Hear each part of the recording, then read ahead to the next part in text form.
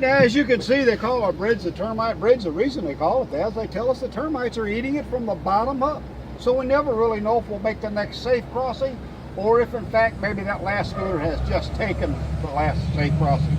But if I can get everybody just kind of hold your feet up off the floorboard a little bit, hopefully that'll lighten the load enough. We'll make it all the way across this time. All right, here we go. We're going to try it. Here we go. We're going across the bridge.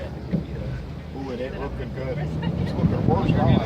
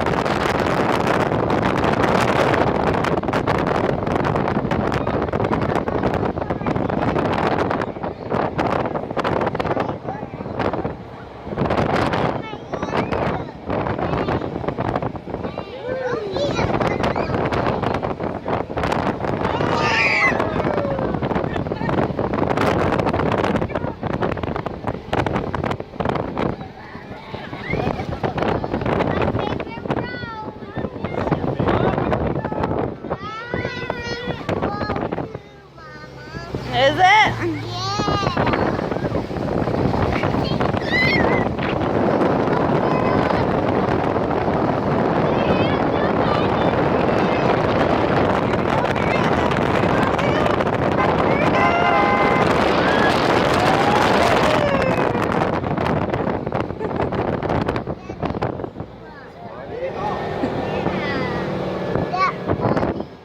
Is that funny?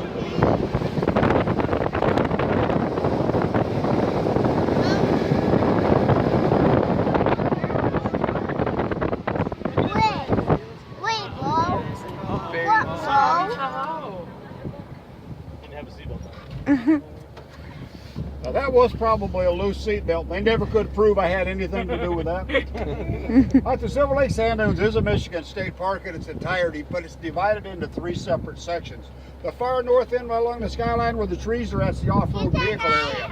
That's where you take your own personal pickup trucks, motorcycles, Jeeps, 3-wheelers, 4-wheelers, SUVs, dune buggies, anything you can imagine they'll allow down there. But it has to be capable of moving on the sand. If it won't, they won't even let you in the park because you just plug up the whole operation. I live on the north end. I've seen everything from stretch limousines to Corvettes and even a school bus up on the dunes. So they will literally allow anything. But all those guys had at least a 4-wheel drive chassis under it at a minimum. The name of the school bus was School of Higher Education. So I maybe not that big, so he did okay. What are you doing all that talking about over there? What do you want to know? You got a question that you probably figure I can't answer? Drive a bus and a those fast. Oh yeah, okay. All right, yeah. It's silly driver. I am? Yeah. A scary driver? Silly. No, Oh, okay, silly. thanks. I'm glad. Just a fun driver, right? No, you. All right, the middle section is the pedestrian area. That's where people try to walk from Right. Silver Lake to Lake Michigan. And a few of them even actually make it. Now, it's only about 1.5 miles if you go straight. To take a look around you, there's absolutely nothing out here straight. It's all up and down and around hills. So if you ever did actually decide to try it, at least take a bottle of water with you. Usually that'll be enough to get you by until somebody finds you.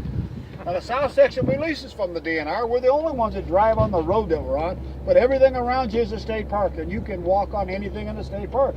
You just can't drive on it, that's all. Now, occasionally during a thunderstorm, lightning will physically strike the sand, heats it up to about 15 to 20,000 degrees. Makes a thing called a fulgurite. Now, fulgurite's a small tube of melted silica glass, usually 6, 8 to 10 inches long. Mama. But Pete, the owner, he found one out here that's a little over 9.5 feet long.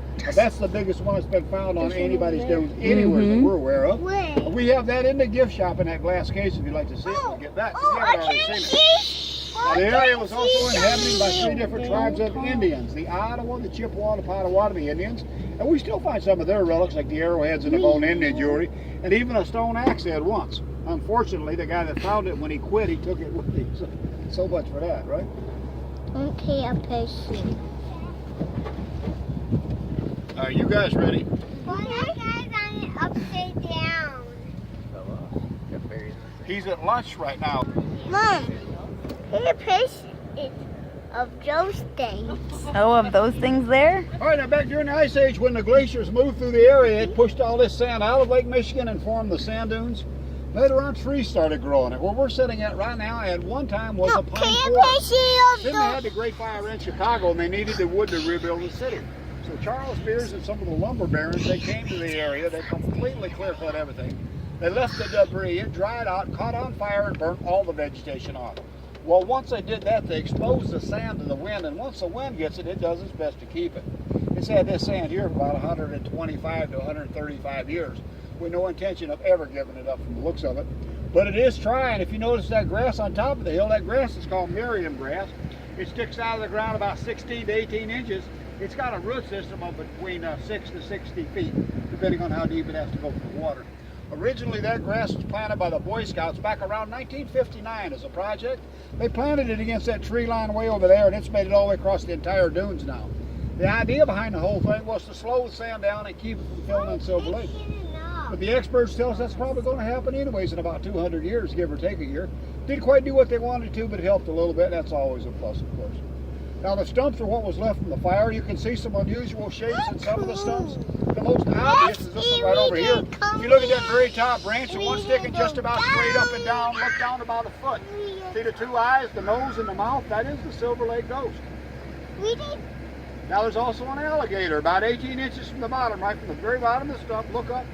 About 18 inches. See where the wood splits all the way out to the right? That's the mouth of the alligator, and the knot holes his eye. Sort of. Sort of like a fake one made out of wood. All right, now, I got one that's so obvious I'm going to point out to you anyways, but you guys have probably already noticed it. But that one right there, that one is the Statue of Liberty. That looks just like her, doesn't it? Did you see the Statue of Liberty? Yeah. Mama, Mama, Mama. Yeah, you guys see him? No, I can see a little way back there. What is that thing? What? Way Oh, that's back just there? a weed. No, what? Way back there. Oh. That's a tree. No, way back there. Oh, that's a sand hill. Yeah. Yeah. You got it right this time. Yeah, we'll figure this out. Here, just hang in there with me. Found All right, if you look right dead in the center of that stump right there, see the cutout? Looks just like a mitten. That's the state of Michigan. Uh-huh. Wait, that sand Yep, hill. that's where we're headed, right over there and see what that is.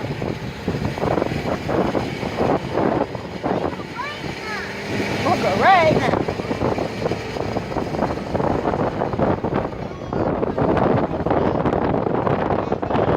Put your hands up on this thing. Oh, on that thing.